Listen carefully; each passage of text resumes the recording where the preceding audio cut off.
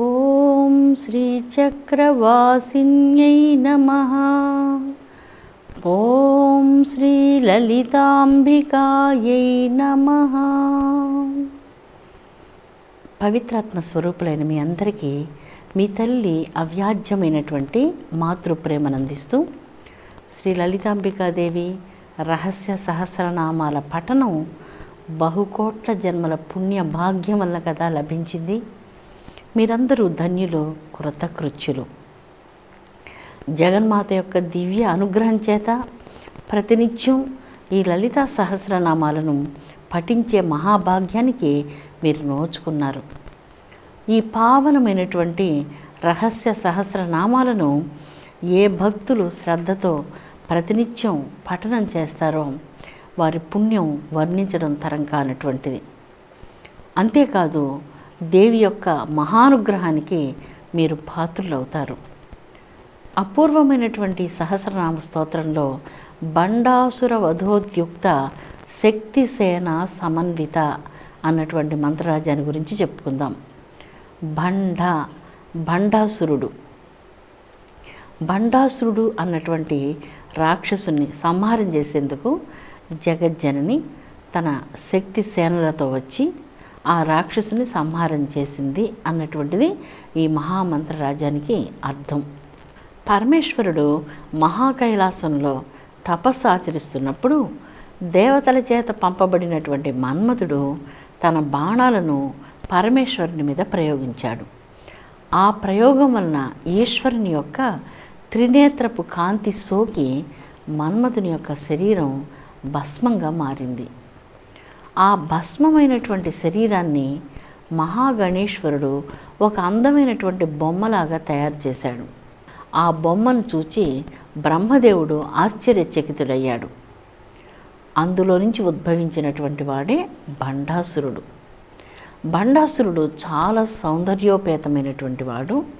ఎందువలనగా ఈశ్వరుని యొక్క కంటి చూపు స్పర్శ చేత ఆ మన్మధుని శరీరం భస్మం తిరిగి అందమైనటువంటి సుందర రూపాన్ని సంతరించుకొని బండాసురుడు ఉద్భవించాడు.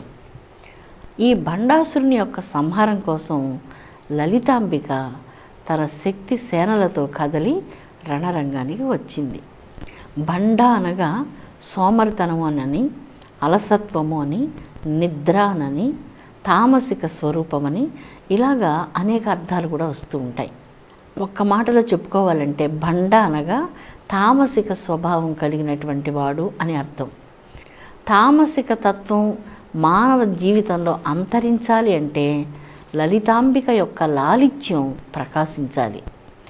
మానవ జీవితంలో లలితాంబిక యొక్క శక్తులు, అనేక శక్తులు మానవ జీవితంలో వికాసం పొందాలి. ఇది అద్భుతమైనటువంటి యోగ రహస్యాన్ని గురించి ఈ మంత్రరాజం వర్ణిస్తుంది. మనలో ఉన్నటువంటి తామసిక గుణం నశించి ఏ దేదీప్యమానమైనటువంటి ఆత్మశక్తులు మనలో మేల్కోవాలి అంటే మనం ఏం చేయాలి? మనం భగవద్ ధ్యానం చేయాలి అంటూ ఈ మంత్రరాజ్యము మానవ జాతికి అద్భుత సందేశం ఇస్తుంది. ప్రతినిత్యం మీరు 1 గంట సేపు ధ్యానం చేయండి. ఏమవుతుంది? ప్రతి ఆలోచన, మీరు చేసే ప్రతి ఆలోచన ఒక మహాశక్తివంతమైనటువంటిది.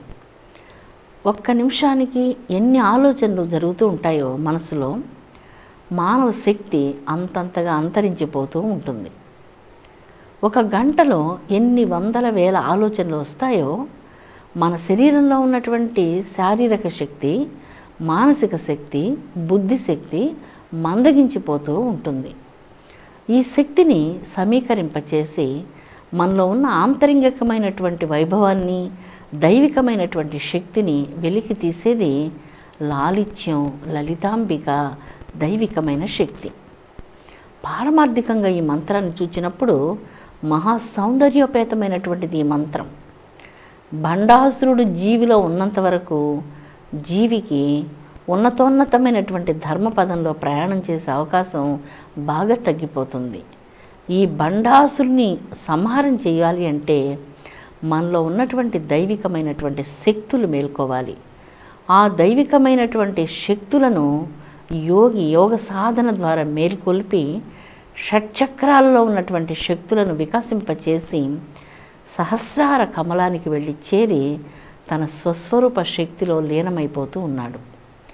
అదే మానవుడు ప్రతి నిమిషం ప్రతి నిరర్ధకమైనటువంటి ఆలోచన చేయడం వలన ఒక్కొక్క నిరర్ధకమైన ఆలోచన తనలో ఉన్నటువంటి ఆంతరంగిక ఆధ్యాత్మిక దైవిక శక్తులను తగ్గించి వేస్తూ మానవ బలహీనతలన్నీ కూడా జీవితంలో చోటు చేసుకుంటూ ఉన్నాయి.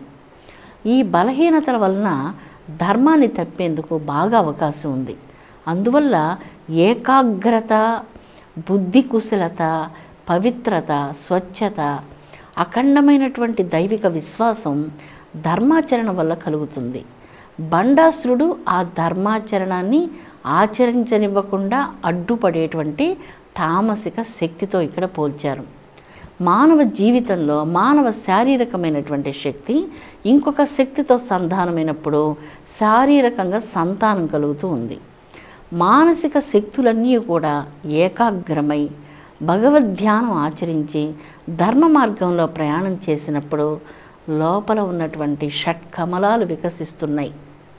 బండాసురుని యొక్క శక్తి తగ్గిపోతూ ఉంది. అలసత్వము, సోమరితనము, అతి నిద్ర, క్రోధం, కామం, ఈర్ష్య ఇలాంటి ఓర్వలేనితనం గుణాలన్నీ బాగా తగ్గిపోయి తనలో ఉన్న దైవిక శక్తికి ఒక చక్కని మార్గం ఏర్పడింది. ఆ చక్కని మార్గాన్ని సూచించేటువంటిది, నడిపించేటువంటిది భగవద్ధ్యానం. ప్రతిరోజు మీరు క్రమశిక్షణతో 1 గంట సేపు ధ్యానం చేయండి. మీలో ఎన్నో శక్తులు మేల్కొంటాయి. మీ అంతరంగ శక్తులన్నీ కూడా ఈ షట్కమలాలను వికసింపచేస్తాయి. మనలో ఉన్నటువంటి ప్రతి నిరర్ధకమైనటువంటి ఆలోచనలకు ప్రతిసారి మనం దానికి విలువనిచ్చి మాట్లాడుతూ ఇలా చేస్తున్నప్పుడు అంతరంగ శక్తి, బుద్ధిశక్తి వాటి ప్రకాశం తగ్గిపోతుంది, ఆయుష్ వ్యర్థమైపోతూ ఉంది. అందుచేతనే ఈ ఆంతరంగిక శక్తుల యొక్క వైభవాన్ని పొందాలి అంటే బండాసుర వధ జరగాలి. అందుకే లలితాంబిక తన శక్తులతో కలిసి యుద్ధరంగానికి వచ్చినట్లుగా ఈ బండాసుర వృత్తాంతం మనకు బ్రహ్మాండ పురాణంలో వస్తుంది. ఇది చాలా పెద్ద కథ. అయితే పారమార్థికంగా యోగపరంగా మనం తీసుకున్నప్పుడు మానవుని హృదయంలో ఉన్నటువంటి తామసిక రాజసిక భావాలు ప్రతి నిమిషము ప్రతి సెకండు ఒక్కొక్క ఆలోచన రూపంలో వచ్చి మానవుని యొక్క హృదయాన్ని, శక్తిని, శరీరాన్ని బలహీనం చేస్తూ ఉంది. ఇలాగ మనం ప్రాపంచికమైనటువంటి విషయాసక్తి వంకకు పరిగెత్తినప్పుడు బండాసురుడు మన లోపల ఎక్కువగా పనిచేస్తూ ఉన్నాడు. ఆ బండాసురుని యొక్క శక్తులు ఎక్కువగా ఉన్నాయి. ఎప్పుడైతే లలితాంబికను ధ్యానించారో అనంతమైనటువంటి ఆ వెలుగు యొక్క చైతన్యాన్ని ప్రార్థించినటువంటి యోగి తన యోగ శక్తులను మేల్కొల్పుతున్నాడు.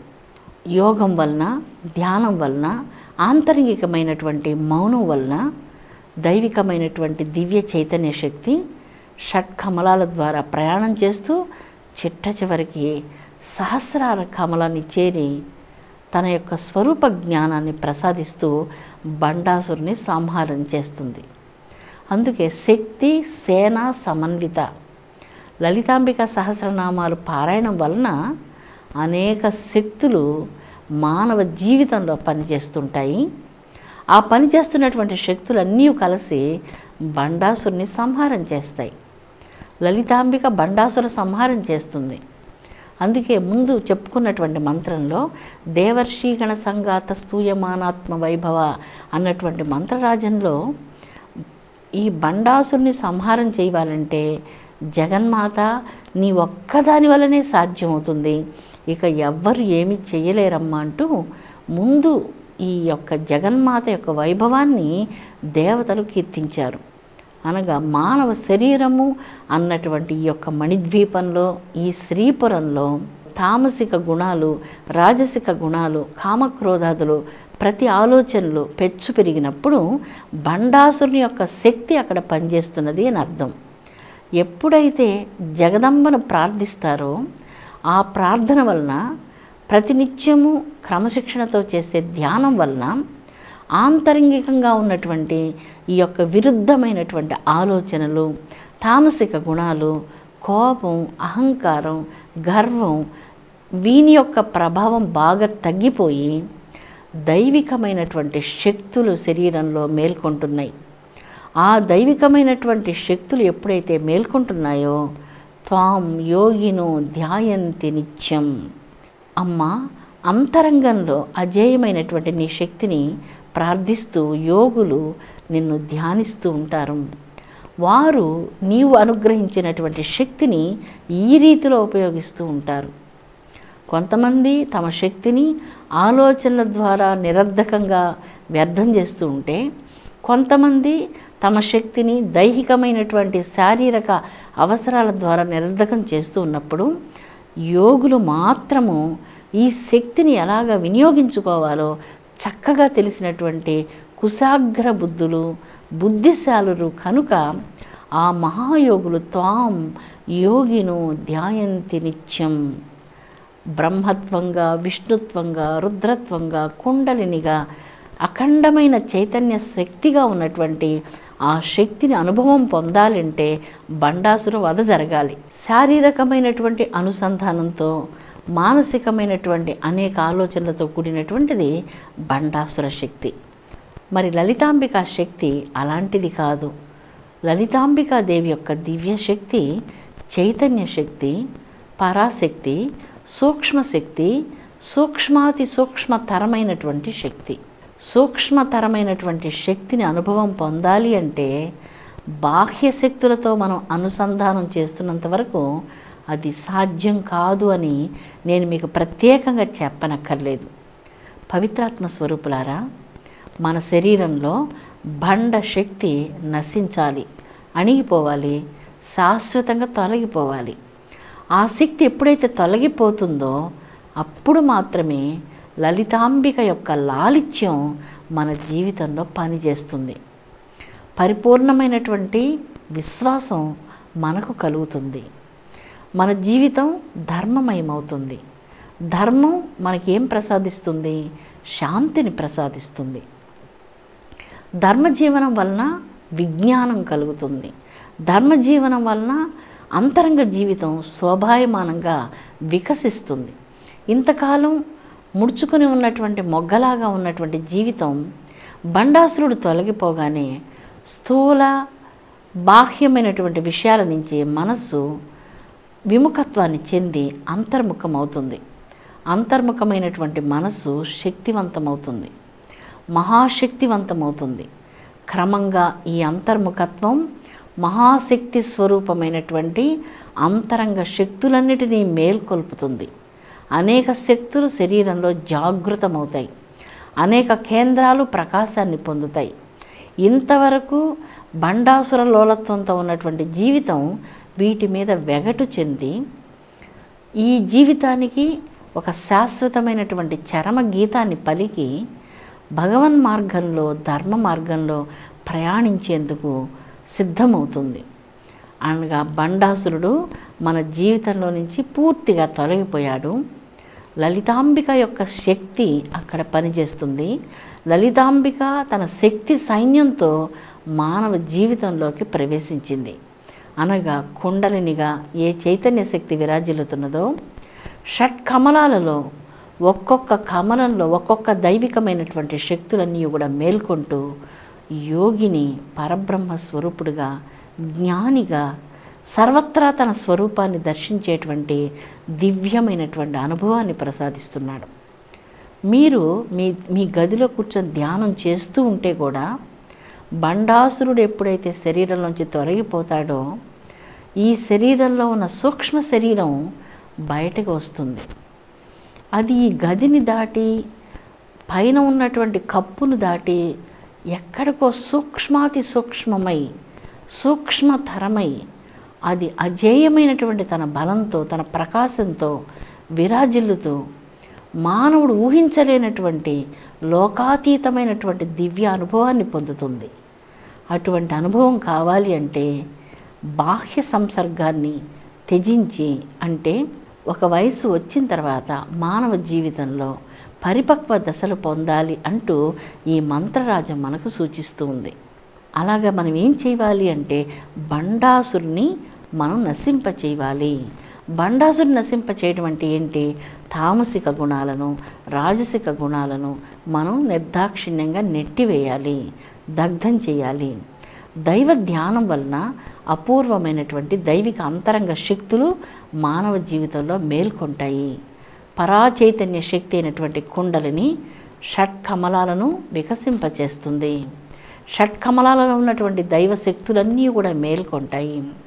సమస్త కమలాలు దేదీప్యమానమైనటువంటి ప్రకాశంతో విరాజిల్లుతూ ఉండగా యోగి తన కుండలిని శక్తిని సహస్రార కమలానికి యోగ మార్గం గుండా నడిపించి అద్భుతమైనటువంటి శక్తితో బ్రహ్మానుసంధానం చేస్తున్నాడు. మన జీవితంలో అటువంటి అద్భుత శక్తి నిక్షిప్తమై ఉంది.